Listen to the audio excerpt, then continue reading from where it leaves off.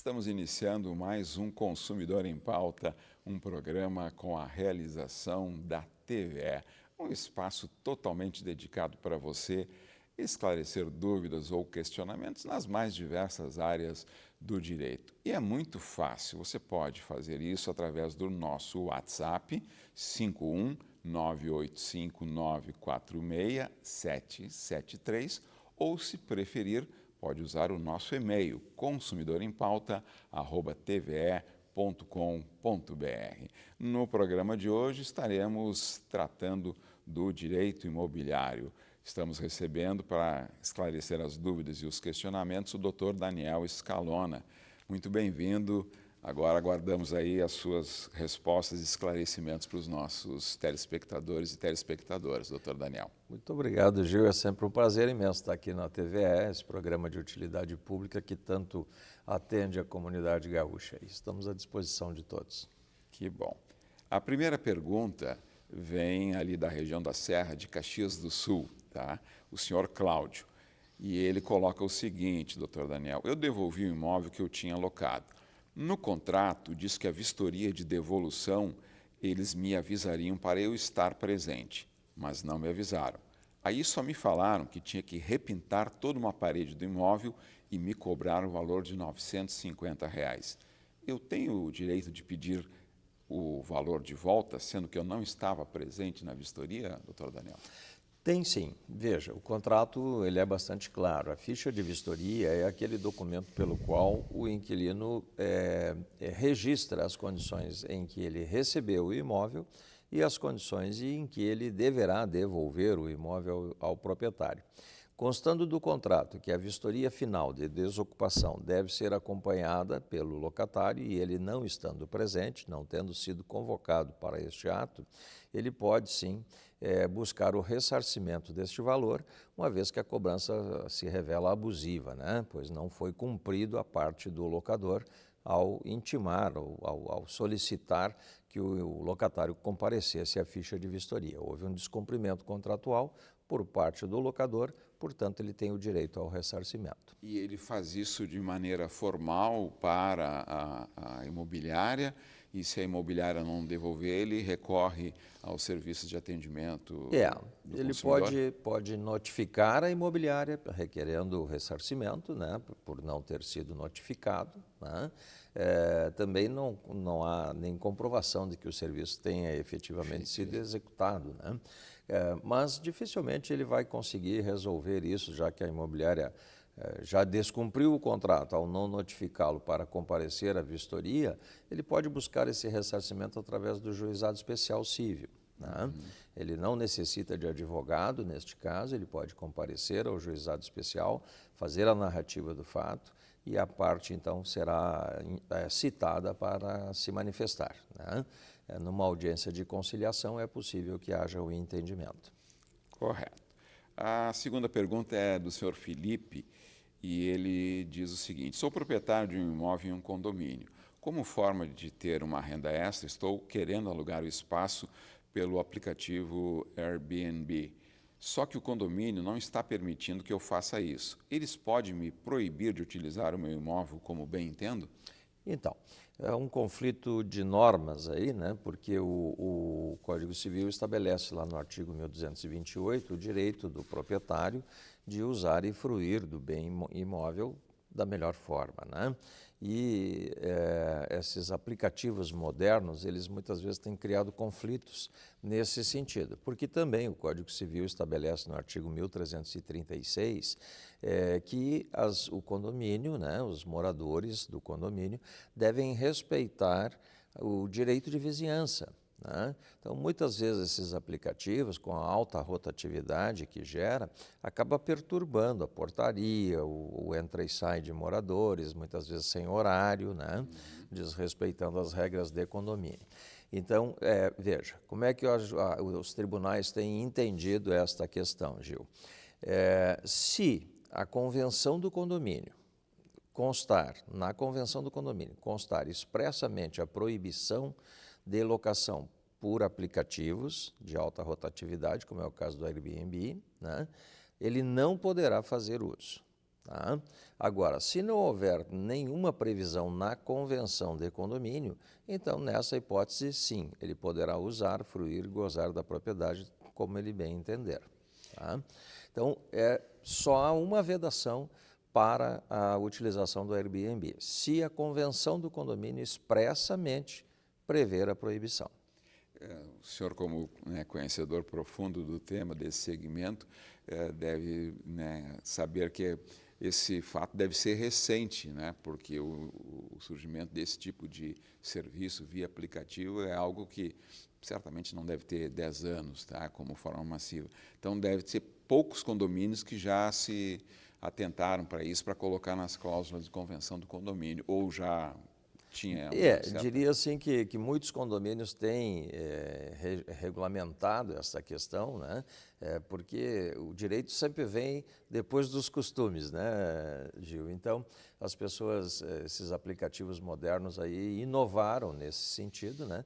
E há sérias discussões sobre qual é a situação jurídica desta locação. Por quê? O STJ já tem decisões em que, mesmo que a convenção proíba, se a locação envolver prestação de serviço, ou seja, limpeza, troca de roupas de cama, etc., ela é uma locação comercial, então, portanto, proibida. Né? E se não prever a prestação de serviços, então ela não é, ela é uma locação por temporada, portanto, prevista na lei de locações, e aí plenamente permitido. Então veja o alcance e a influência desses aplicativos, assim como a gente tem questões aí envolvendo o Uber, né, nas questões trabalhistas, se é vínculo, se não é vínculo, enfim.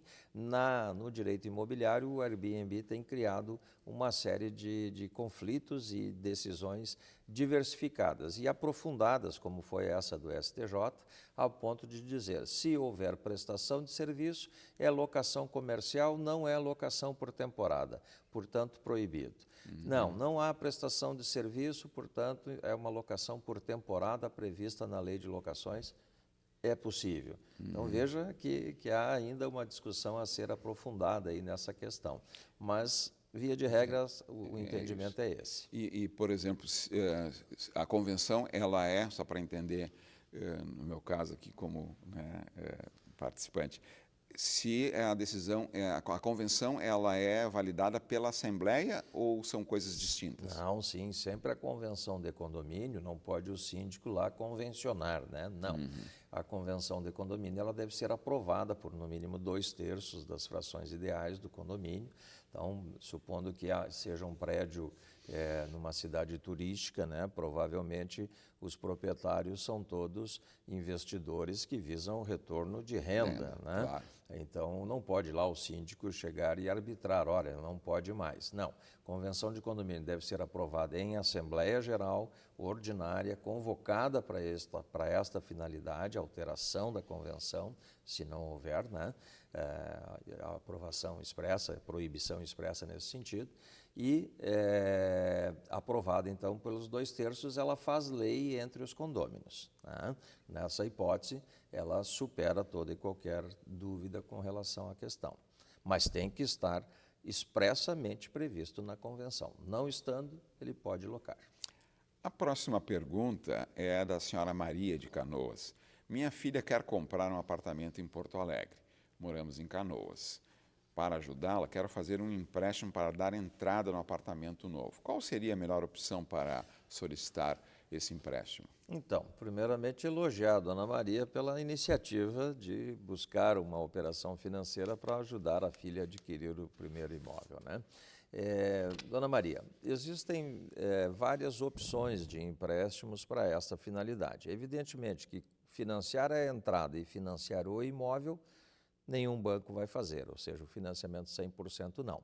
Então, o primeiro passo é identificar qual é o valor da entrada, né? Quanto que a senhora efetivamente precisa de entrada para que a sua filha adquira o imóvel. Depois, verificar a sua capacidade, a sua renda e a sua capacidade de pagamento. Quais são as melhores opções para a tomada de empréstimo nessas situações? Todo empréstimo que possuir uma garantia real, ele sempre tende a ter um juro mais barato, né? Vai tomar um crédito pessoal com garantia, sem garantia, só o aval de alguém, este contrato tende a ter uma taxa de juros mais alta. Agora, se você toma um empréstimo dando um imóvel em garantia, o chamado Home Equity, né? Dando um imóvel em garantia, a tendência é de ter uma taxa de juros bem menor, né? Então, o melhor caminho seria esse, talvez a senhora usar o seu próprio imóvel como garantia para obter esse dinheiro para a entrada do novo imóvel. Pode também utilizar um veículo, que também é uma garantia real, né? E também com financiamento com taxa de juros menores, né? Então, sempre que tiver o empréstimo uma garantia real, a tendência é que os juros sejam mais baixos. Supondo que não haja imóvel, não haja automóvel, não tem nenhuma garantia real que ela possa ofertar, buscar o empréstimo consignado, né, que hoje também tem taxas mais vantajosas do que o crédito pessoal. Essas são as orientações que a gente pode passar aí para a dona Maria. Correto. Antes de irmos para o próximo intervalo, doutor Daniel, a pergunta do Romeu. Acabei de entregar um imóvel que tinha alugado e recebi documentos comprovando a entrega. Eu preciso guardar tal documento ou posso descartá-lo? Então, a prescrição do direito à cobrança de aluguéis ou de reformas pela desocupação, enfim, ela prescreve, segundo o artigo 206 do Código Civil, em 3 anos, né? Então, é recomendado que se guarde esses documentos, ainda que digitalizados, né? Se guarde esses documentos por pelo menos 3 anos. Né? Para evitar de ter qualquer surpresa. Lá pelas tantas, mas não foi cobrado o condomínio do mês tal, né? E aí a imobiliária entra lá com uma ação de cobrança fora do prazo prescricional, né? Então, por 3 anos, conforme o artigo 206, é recomendado que ele guarde esses documentos, ainda que digitalize em PDF, né? Mas guarde por 3 anos. Consumidor em Pauta vai para um breve intervalo e já voltamos com o Dr. Daniel Scalona respondendo dúvidas e questionamentos do direito imobiliário. Nos aguarde.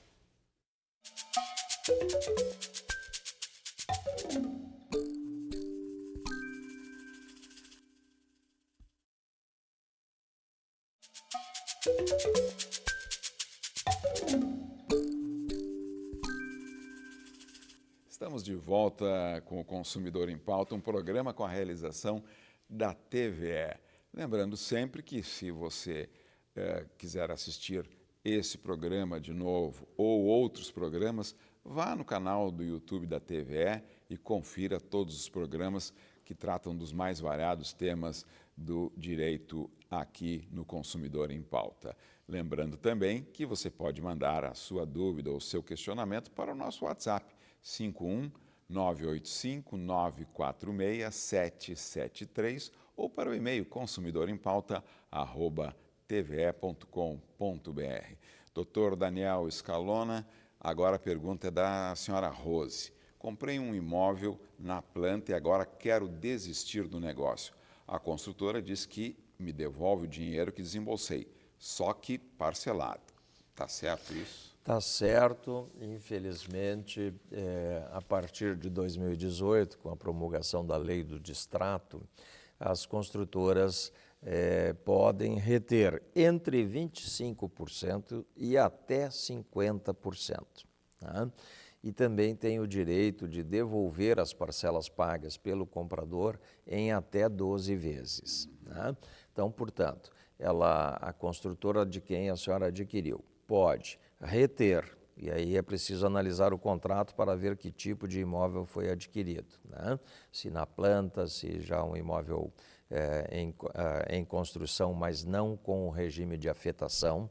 Quando há o regime de afetação, a construtora pode reter até 50%. Tá? Quando não é uma obra com regime de afetação, o limite é 25%. Tá? Então, ela poderá, a construtora, reter entre 25% e 50%, dependendo da modalidade do contrato, né? E devolver as parcelas que a senhora pagou em até 12 vezes. Não pode passar de 12 vezes. Também não pode reter mais do que 50%. Tá? Então, é uma previsão que está expressa na lei do distrato, né? e aqui cabe até um comentário que esta lei ela veio para dar segurança aos empreendedores, né? Porque muitas vezes as pessoas adquiriam o imóvel, pagavam 80% do imóvel e depois simplesmente requeriam o distrato, né, o desfazimento do negócio, recebendo os valores corrigidos. Isso é importante, as parcelas também, ainda que em 12 vezes, devem ser corrigidas, tá? Também devem ser devolvidas para elas corrigidas.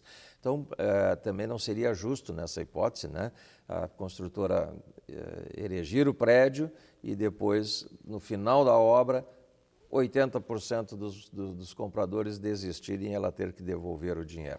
Então, para dar segurança ao incorporador, é que veio a ser promulgada a lei do distrato, que então permite que a construtora retenha entre 25% e 50%, né, para não ficar totalmente no prejuízo, e devolver as parcelas pagas pelo comprador em até 12 vezes. O senhor citou uma outra lei, é a lei da...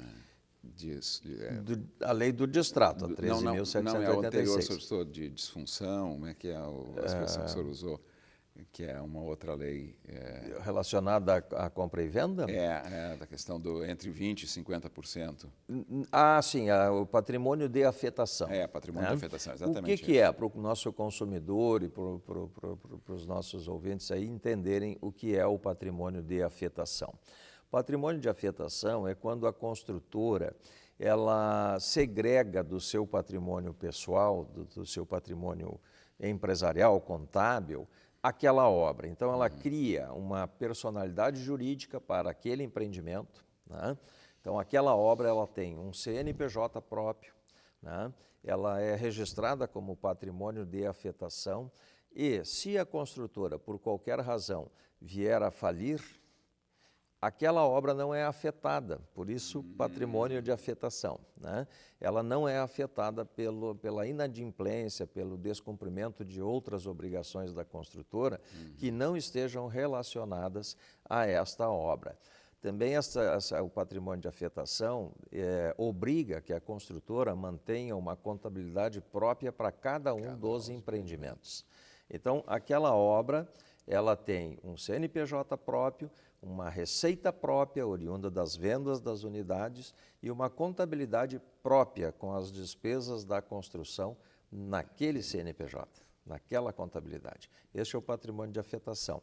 Então, estando o contrato da compradora envolvendo um imóvel que seja objeto de um empreendimento com patrimônio de afetação, a taxa de retenção da incorporadora pode ser maior.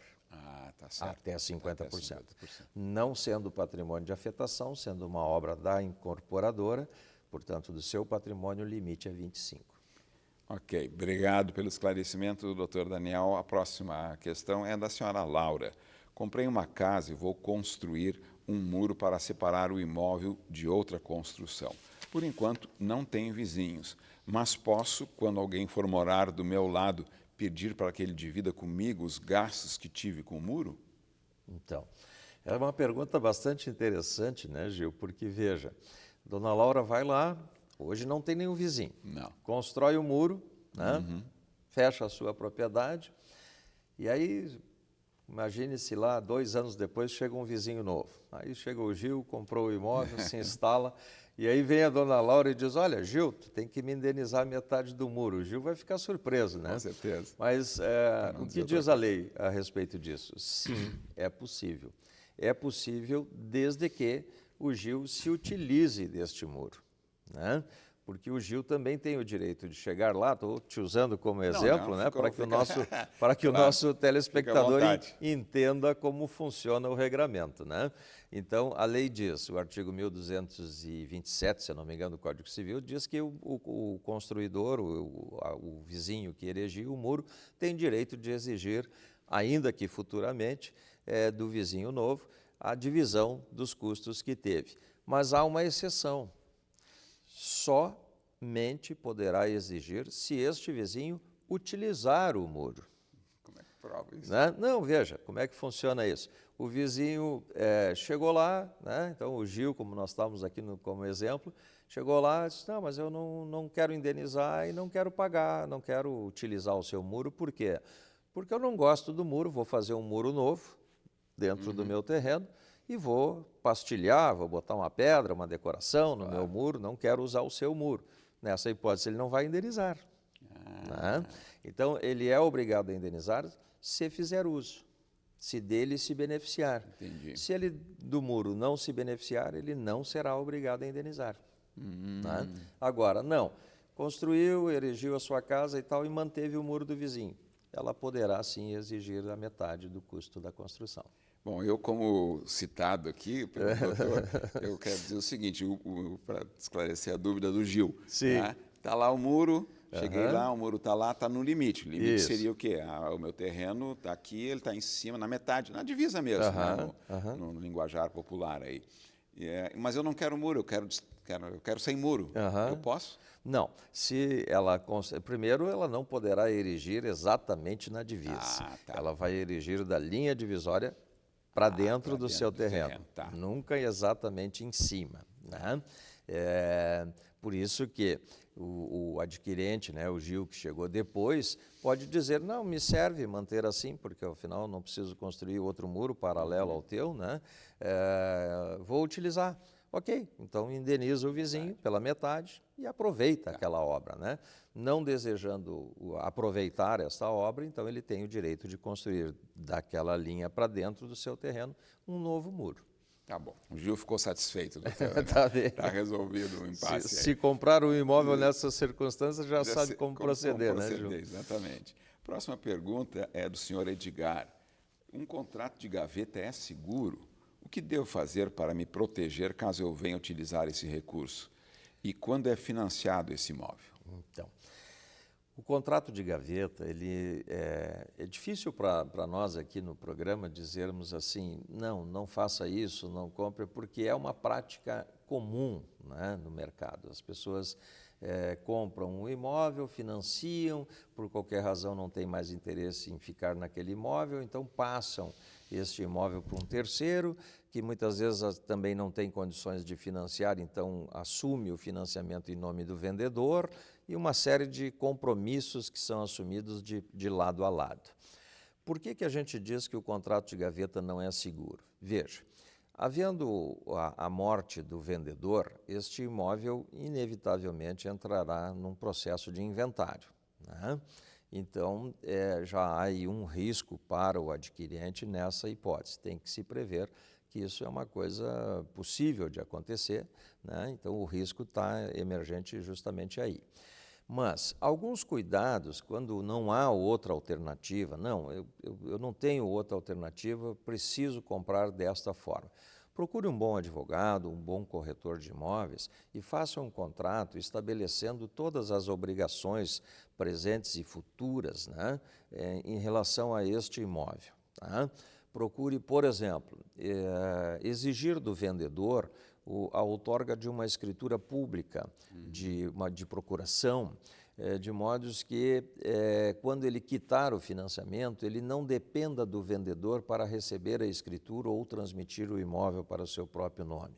Muitas vezes a pessoa vende o imóvel, vou embora.